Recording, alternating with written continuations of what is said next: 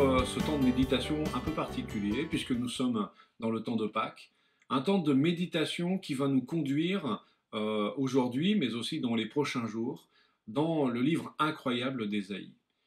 Un livre qui comporte 4 chants, 4 cantiques que l'on appelle cantiques du serviteur, et qui nous donne de saisir ou de mieux comprendre à la fois la personnalité du Messie, mais aussi son œuvre. Alors c'est assez intéressant parce que Ésaïe va écrire ces textes 700 ans avant la venue à peu près de Jésus, la naissance de Jésus, et on a déjà des choses très précises sur l'œuvre que le Christ va accomplir. Le premier chant, celui qui va nous concerner aujourd'hui, se situe au chapitre 42, et nous lirons tout à l'heure les versets 1 à 9. Le second chant se trouve un peu plus loin, au chapitre 49, les versets 1 à 7. Le troisième chant que nous étudierons plus tard est au chapitre 50, versets 4 à 11. Et enfin, le dernier, qui est probablement le cantique du serviteur le plus connu, se trouve dans le chapitre 52, au verset 13, jusqu'au chapitre 53, verset 12. Alors, le livre d'Ésaïe est parfois appelé l'évangile de l'Ancien Testament ou l'évangile selon Ésaïe. Pourquoi? Parce que Ésaïe est un prophète qui a une vue messianique assez importante, bien qu'il ait vécu 700 ans avant la naissance de Jésus. Alors, avant d'aller dans notre texte et pour remettre le texte dans son contexte, rétablir l'ambiance du texte peut-être, il est important de comprendre que le livre d'Ésaïe se découpe en 2 parties. Une première partie, chapitre 1 à 39, qui concerne plutôt ce que l'on appelle la période assyrienne, pendant laquelle l'Assyrie va régner sur le monde. C'est une période particulière parce que c'est sous cette domination que le royaume du Nord, qui est composé de 10 tribus, va être complètement détruit, déporté, exilé, réparti sur toute la terre. Et cette période assez difficile pour le peuple de Dieu démarre avec le règne de Tiglath-Pileser en moins 745 et va jusqu'à Esarhaddon en 681 environ avant Jésus-Christ. L'ordre des chapitres dans ce texte n'est pas toujours chronologique, il ne faut pas lire Ésaïe de façon chronologique, ce n'est pas toujours le cas. Et le prophète commence d'ailleurs d'abord par son époque, avant d'anticiper la destruction de l'Empire assyrien, et puis il se projette en plein milieu du texte, au chapitre 10 à 12, sur le retour de l'Éternel et le retour glorieux de l'Éternel. La partie qui nous intéresse, en tout cas qui nous interpelle en ce jour, c'est la seconde partie du livre, les chapitres 40 à 66 qui couvrent la période dite babylonienne. Après le royaume d'Assyrie arrive le royaume de Babylone et elle s'étend du règne de Nebuchadnezzar ou Nabuchodonosor en 605 avant Jésus-Christ jusqu'à la défaite de Babylone par les Médo-Perses en 539 avant Jésus-Christ. Et cette section, en fait, sur le plan en tout cas des textes messianiques, est la plus riche, c'est la plus importante, c'est là que se situent les 4 chants du serviteur que nous allons étudier pendant ce chemin pascal. Un texte fort parce qu'il correspond aux moments les plus compliqués d'Israël dans sa vie. C'est le temps de l'exil, c'est le temps de la déportation, c'est le temps de la question pour savoir si Dieu n'a pas été vaincu par le Dieu des autres. Et c'est un temps où l'Éternel va encourager les siens avec de bonnes nouvelles pour le futur. Il ouvre un chemin d'espérance. Et en ce temps de Pâques 2020, il est peut-être important pour nous aussi que nous ayons un chemin d'espérance. Alors Ésaïe a prophétisé sur le royaume de Juda, qui est le royaume du sud, pendant les règnes d'Ozias, de Jotham, d'Akaz, d'Ézéchias et de Manassé, donc dans une période qui va de 739 à 681 avant Jésus-Christ. Et il a aussi prophétisé sur le royaume du nord avant l'exil, pendant les règnes de Ménahem, Pekashia, Pekah et Osée, entre 739 et 722, la chute de Samarie c'est 722 avant Jésus-Christ. Et les prophètes qui sont contemporains d'Ésaïe furent en tout cas en Juda Osée et Amos, et puis en Israël, donc royaume du Nord, Michée et Naoum. Et dans son livre, Ésaïe évoque en fait 4 crises majeures. D'abord, la guerre entre la Syrie et Israël, le royaume du Nord en 734 avant Jésus-Christ, la chute de Samarie, dont j'ai déjà parlé et qui arrivera en 722 avant Jésus-Christ et qui signera la fin du royaume du Nord et la déportation assez massive d'ailleurs de la population, l'invasion de Juda par Sankérib en 701 avant Jésus-Christ, et puis les invasions de Nebuchadnezzar en 605, en 597 et en 586 avant Jésus-Christ.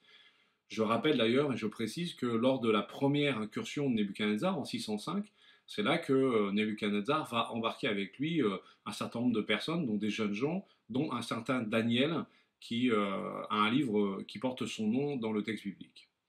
Mais sans plus attendre, je vous invite à lire ce texte d'Ésaïe 42 pour que nous puissions en saisir quelque chose pour nous dans ce chemin pascal.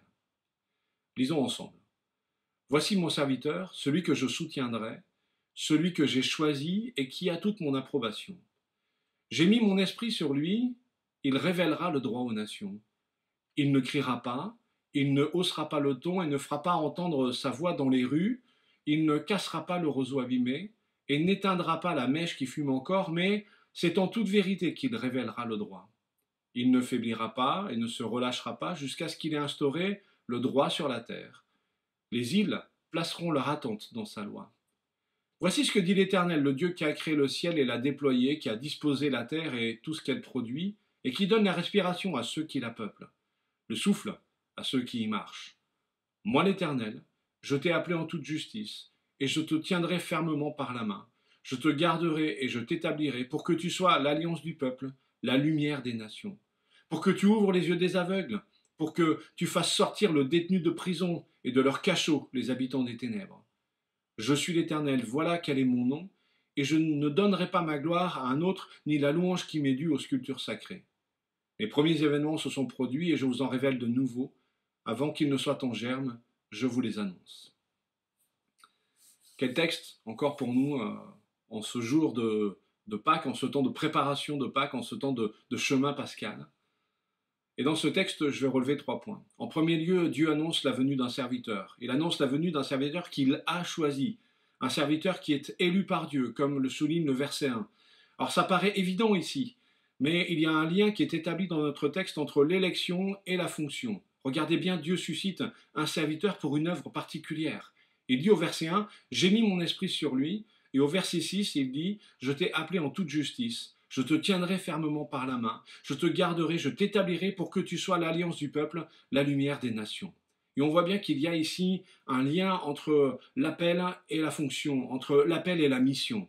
Et c'est le second point que nous pouvons relever de ce texte, c'est en fait la définition de la mission. Ce serviteur choisi a été choisi pour œuvrer à quoi? Pour œuvrer à l'établissement du droit. Écoutez combien ce mot revient dans le texte. Au verset 1, il dit « Il révélera le droit aux nations ». Au verset 2, il dit « Il ne criera pas, il ne haussera pas le ton, il ne fera pas entendre sa voix dans les rues, il ne cassera pas le roseau abîmé ». Au verset 3, il n'éteindra pas la mèche qui fume encore, mais c'est en toute vérité qu'il révélera le droit. Et puis au verset 4, il ne faiblira pas, il ne se relâchera pas, jusqu'à ce qu'il ait instauré le droit, encore une fois, sur la terre. Et le vocabulaire employé ici, c'est donc celui du jugement, c'est celui du verdict, c'est celui du droit. Or, vous savez, pour nous, verdict rime souvent avec condamnation, alors que dans ce texte, verdict rime avec restauration. Regardez le verset 7. « Pour que tu ouvres les yeux des aveugles, pour que tu fasses sortir le détenu de prison et de leur cachot les habitants des ténèbres. » Ici, l'auteur fait référence de façon claire au cachot babylonien dépourvu de fenêtres. Et dans ces conditions, sortir de prison, c'était retrouver la lumière du jour, c'était retrouver la vie, c'était passer de la mort à la vie, au point d'en être ébloui pendant un long temps. Et Ésaïe va reprendre ce thème au chapitre 61 lorsqu'il va dire, en parlant de Jésus, en donnant ces mots à Jésus, « L'Esprit du Seigneur Dieu est sur moi, il m'a envoyé proclamer aux captifs l'évasion, aux prisonniers l'éblouissement », si je devais traduire d'une autre façon.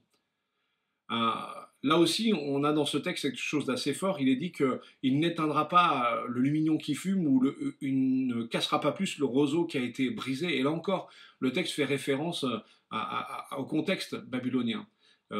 Parce qu'à l'époque, quand l'Assyrie est venue prendre possession du territoire du nord, on a emmené les gens, et surtout ce qui s'est passé, c'est qu'on a mis à mort celles et ceux qui étaient peut-être les plus faibles et qui représentaient un poids pour la société.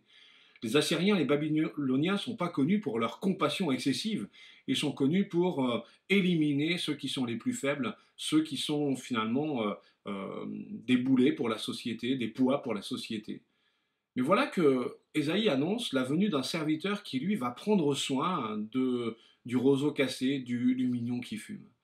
Et cette réalité, nous la retrouvons dans le livre de Matthieu, dans l'évangile de Matthieu, au chapitre 12, qui nous offre une vue de cette œuvre lorsqu'il nous dit: à cette époque-là, Jésus traversa des champs de blé un jour de sabbat. Ses disciples qui avaient faim se mirent à arracher des épis et à en manger. Et à cette vue, les pharisiens lui dirent: regarde, tes disciples font ce qui n'est pas permis de faire pendant le sabbat. Mais Jésus leur répondit: n'avez-vous pas lu ce qu'a fait David lorsqu'il eut faim, lui et ses compagnons? Il est entré dans la maison de Dieu à manger les pains consacrés que ni lui ni ses compagnons n'avaient le droit de manger, et qui étaient réservés aux prêtres seuls. Ou n'avez-vous pas lu dans la loi que les jours de sabbat, les prêtres violent le sabbat dans le temple sans se rendre coupables? Or, je vous le dis, il y a ici plus grand que le temple. Si vous savez ce que signifie je désire la bonté et non les sacrifices, vous n'auriez pas condamné des innocents. En effet, le Fils de l'homme est le Seigneur du sabbat. Jésus partit de là et entra dans la synagogue. Il y trouva un homme qui avait la main paralysée, et ils demandèrent à Jésus: est-il permis de faire une guérison le jour du sabbat? C'était afin de pouvoir l'accuser. Il leur répondit: lequel de vous, s'il n'a qu'une brebis et qu'elle tombe dans un trou le jour du sabbat, n'ira pas la retirer de là? Or un homme vaut beaucoup plus qu'une brebis. Il est donc permis de faire du bien le jour du sabbat. Alors il dit à l'homme: tends la main. Il la tendit, elle devint saine, comme l'autre. Les pharisiens sortirent et tinrent conseil sur le moyen de le faire mourir. Jésus le sut et s'éloigna de là. Une grande foule le suivit, il guérit tous les malades, il leur recommanda sévèrement de ne pas le faire connaître, afin que s'accomplisse ce que le prophète Ésaïe avait annoncé. Et regardez bien, c'est notre texte. Voici mon serviteur que j'ai choisi, mon bien-aimé qui a toute mon approbation. Je mettrai mon esprit sur lui et il annoncera la justice aux nations. Il ne contestera pas, il ne criera pas et personne n'entendra sa voix dans les rues. Il ne cassera pas le roseau abîmé et n'éteindra pas la mèche qui fume encore, jusqu'à ce qu'il ait fait triompher la justice. Les nations espéreront en son nom.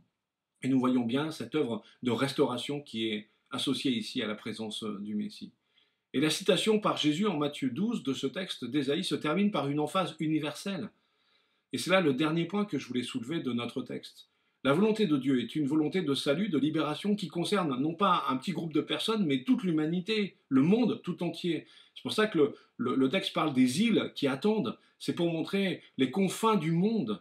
Et nous découvrons à travers ce premier chant que finalement ce n'est pas la puissance qui caractérise le serviteur, mais l'élection et l'humilité. Il ne criera pas, il ne haussera pas le ton, on n'entendra pas sa voix sur la place publique, il n'écrasera pas le roseau froissé, il n'éteindra pas la mèche qui faiblit, mais il fera paraître le jugement en toute fidélité. Voilà ce que nous laisse le texte de cette journée. Je vous souhaite un bon chemin de Pâques et je vous souhaite simplement que Dieu vous conduise à chaque moment et à chaque instant dans un chemin de justice, de vérité et de fidélité. Amen.